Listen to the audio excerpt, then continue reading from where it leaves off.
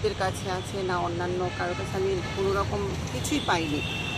তো 3 দিন সময় দেওয়া হয়েছিল, আমাকে বলা হয়েছিল জেলা রাজ্য সভাপতি গতকাল আমার সাথে দেখা করবে, আমাকে বলেছিল আমার নেতৃত্বরা, এবং সিএম স্যারের সাথেও দেখা করার ব্যবস্থা করবে, কিন্তু কিছুই হয়নি। আমি যে বলেছি আমি সোসাইটির পর্যন্ত পদক্ষেপ নেব, তারপরে এখনও পর্যন্ত কোনো রকম স্টেপ ওনারা নেয়নি।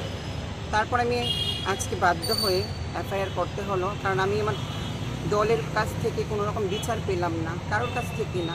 এখন আইনের সাহায্য নিলাম এবং আইনের কাছে আমি এটাকে চাই, আইন যেন সুস্থভাবে তদন্ত করে, এটা সঠিক বিচার হয় এবং যা যা ক্ষতি হয়েছে আমার ক্ষতিপূরণ দেয়। তো আমি এইটাই নিয়ে আজকে আইনের দ্বারস্থ হয়েছি। আরেকটু কথা আমি বলতে চাই, আমি এফআইআর করেছি, এফআইআর রিসিভ কপিটা এটাতে প্রায় 60 জনের সিগনেচার আছে। উনি গতকাল প্রেস মিটে বসে বিভিন্নভাবে উনি ওনার চক্রান্তে